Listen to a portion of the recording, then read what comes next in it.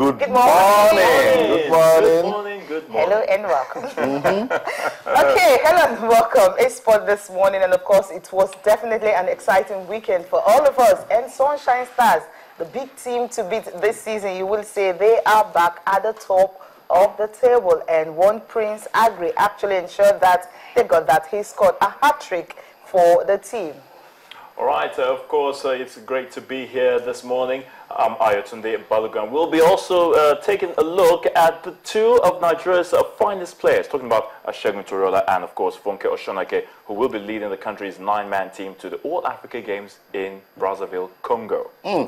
It's getting closer and closer. We're still counting down to the 11th edition of the All-Africa Games in Congo, Brazzaville. It's now just 18 more days to go. How ready is Team Nigeria? We'll take a look at table tennis preparations for the big games in Congo.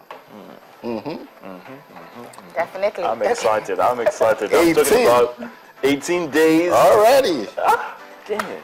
And of course, table tennis, Segun Toriola. Funke Oshonake, you know, I was actually Who surprised. would rather be given that honor? But then, when you look at table tennis in Nigeria, we just have two big names that have been dominating it for a very long time. Okay. Take a look at Segun Toriola. 1991, that was his first appearance in Egypt, and of course, Funke Oshonake also. It's been like since 1995, so to speak. If I can remember that vividly, I mean, she's been there for a very long time. And at the end of the day, you still have the same stars. It shows that these guys are even though people will always say, "Oh, these guys have been there for so many years." You're getting bored and tired of hearing Segun Toriola, Funke Oshonake. What's happening to the young generation? They are part of the team. Yeah, but because they are the best that the country can really push forward now. They are the shining lights. They are the ones who serve as the leading examples to the younger ones coming behind. So we should give them that honor. And it's all about passion. It's not about the age. You know, it's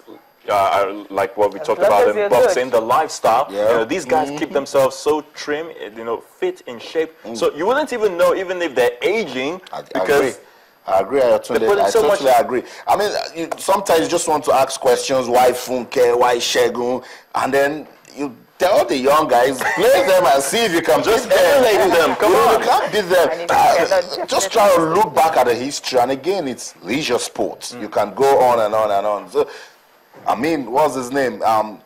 Jimenez is playing golf at about 50, 55. You know, a lot of leisure sports and a lot of personal sports, you can go on and on as long as you take care of that same word that the boxer mentioned, lifestyle. You know, and Segun Toriola, you need to see him train. You need to see Funke Oshonake train. I was with Funke Oshonake in Yaoundé, and you start marveling. She's about 39, 40, but she's still got it in him going.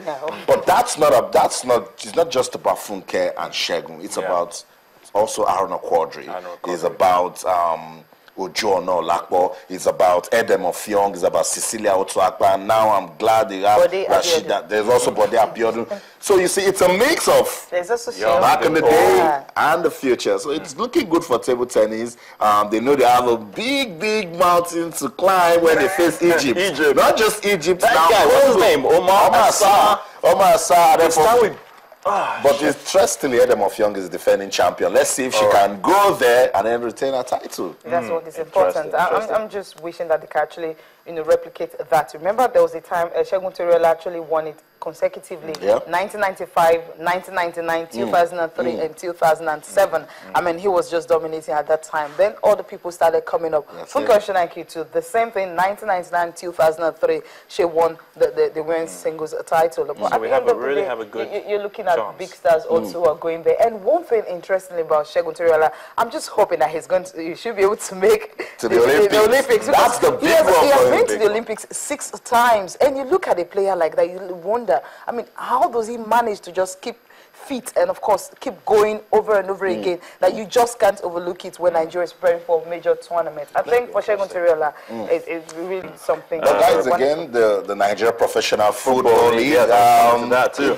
My dear Sunshine Star. Sunshine is actually not in the studio today. I agree, you know, getting a hat-trick for Sunshine Stars. Remember, there was one Egwim, you know, who got a hat-trick. I mean, you're having now 2 players already getting a hat-trick this season. I think think Nigerian Premier League is really getting interesting. My brother was actually telling me when he was watching the Warri Wolves game, he was like, wow, does that mean Nigerian Premier League is now very competitive? I said, look, you're really missing a lot. Yeah, I mean, after watching your Chelsea game and, of course, Arsenal game, just tune to no particular channel, and of course, Ayotune was saying something about some team really watching our show and saying to themselves, let's shut up, Austin. Wiki tourists traveled to Ilorin, and this time around they didn't want to be tourists. They went there. It was a tight 1-0 win, but you see, guys, when I come out here and talk about some teams, it's just to motivate them somehow. All right, so they heard your voice and they decided to polish up their act, right? Just 2 away wins, okay. Now, can we talk about Ifeanyi Ubah, who went to Enugu and, of course, actually pick up all 3 points? Now, the question I'm going to ask myself, what is wrong with Enugu Rangers? Whenever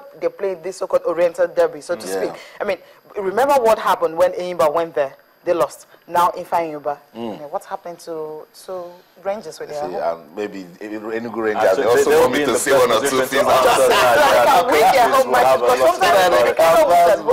Competing for the top 4 is definitely going to be a hard one for Enugu Rangers, because this season their home record hasn't been great at all. There are some teams like Kano Pillars, whenever they're playing at home, 201 they haven't lost at home, so that's the record they just want to maintain. The least you can get from them is a draw, which Dolphins did the last time before the first half ended. But right now, Kano Pillars happens to be a team that when you see them, they just can't lose at home. So Enugu Rangers can imbibe that, not losing at Nnamdi Azikiwe Stadium. I mean, 3 goes to 2. I didn't expect that result at all. It was just a shocker for me. One of their fans tweeted at me and said, the heartbreak keeps coming. I think it's about a history.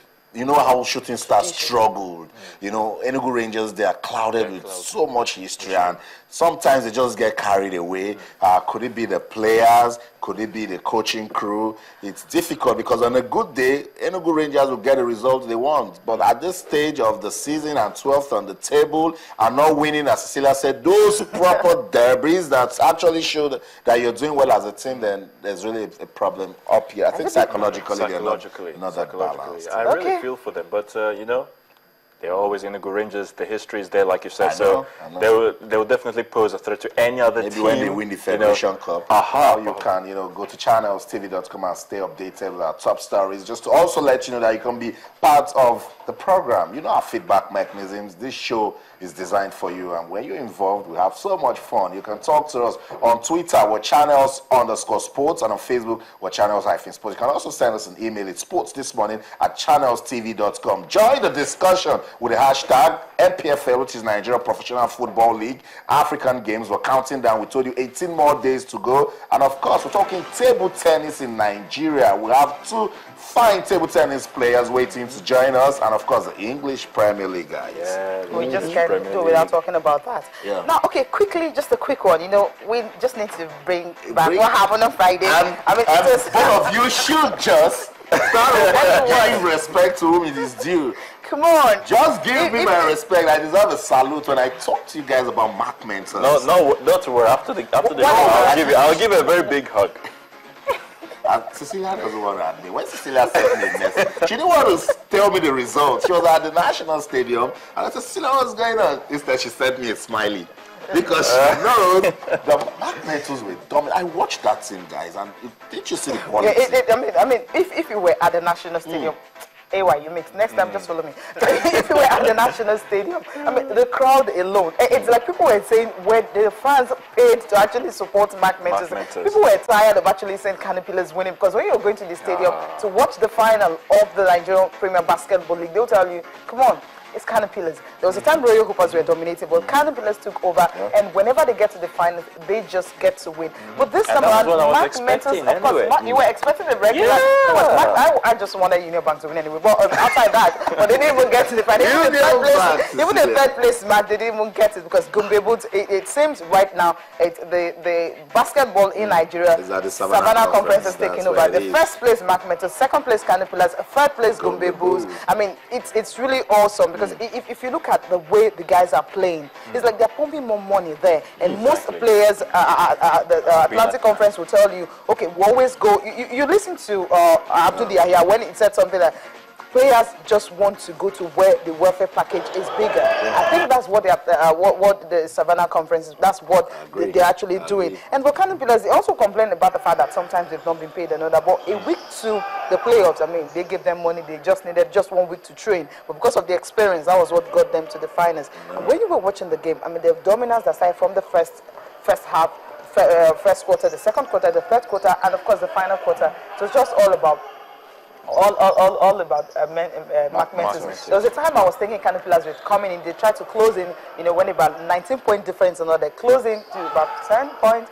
By the end of the day, Mark Mentis were just better on the day, and of course, it just went ahead to win it. I wasn't really surprised when Mark Mentis won it because they started so well. The first quarter where they started was really, really cool. And the coach was saying something about development. You know, when you develop a basketball, you develop the players. It actually helps them. I mean, you're not just looking at the star players. You're looking at, you know, developing from the grassroots. And there's actually the plans for them that if you're really not, I mean, you can't be a dropout and play basketball. You must go to school. So they're also trying to enforce that. So when they're putting all those things in place, so it's actually helped the development of the game. Maybe we can just listen to the coach of Mark Mentis, because the coach of Kano Pillars, you know, what they're thinking, I mean, the things they should do right and what they really want to do to ensure that next season will definitely be better. That's if the dominance of this conference I hope they can sustain it. I just hope they can continue. They can sustain it, because all eyes are definitely now on them.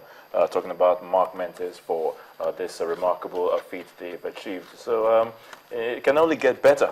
It can only get better. And I hope that perhaps when it's time for the All Africa Games, when we have to start selecting players, they will, you know, perhaps provide a large chunk of the players that will be competing. We can just listen to the coaches now, what they have to say, you know, after the games. We hope that with the great job the federation is doing, let us also intensify more competition. After the final 8, I don't think there's any championship again. So if they create honor like any championship, a championship game, a President Cup, a Federation Cup, that will actually help the team. And also let them go more. Yes, like the junior national team that under 16 went, you saw the level, the standard is very, very, very, very impressive. So if they keep to that and organize more championship for those, the Division 3, Division 2, our basketball in Nigeria will go to places. There's this thing we call feeling the heat of your players. You know, you must collaborate with your players. You must feel the way they feel. The sponsors must you know, get into the groove of the players, of the teams, of the crowd. You know, by so doing, you find out that everybody will be one. I think that's what is missing, because every time we come to play those days, we just see all sponsors available. We see everybody, directors, we see everybody available, and we were doing things together. I think that's what is missing. If we can do that, I think we'll get back to the old days again. Our basketball has been on the rise in terms of our players, I tell you, in coaching also, in officiating, because we've had new referees that have become FIBA graded. We have players that have gotten better, and the coaches are becoming more enlightened. So I think we have a very good chance of doing well in the All-African Games. And don't forget, we've won the All-African Games before, our female. We've always been on the medal table. So we're not new. It's like a normal terrain for us. So I think we'll do well. And the coaches that are always that are going to come around for the All-African Games understand African basketball. So it's going to be easy for us.